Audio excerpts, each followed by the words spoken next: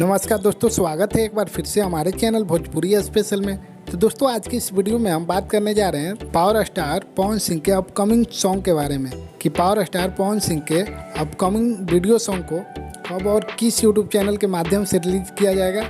इसी के बारे में इस वीडियो में पूरी जानकारी देंगे। तो चलिए वीडियो को शुरू करते हैं।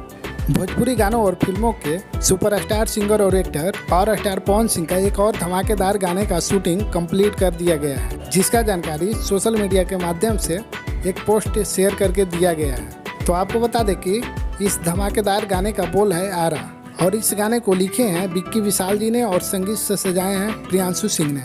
वहीं इस गाने को गाए हैं पवन सिंह और इस गाने में उनका साथ निभाई है पुनीता प्रिया जी। तो चलिए आपको बता दें कि इस धमाकेदार गाने को कब और किस यूट्यूब चैनल के माध्यम से रिलीज किया जाएगा।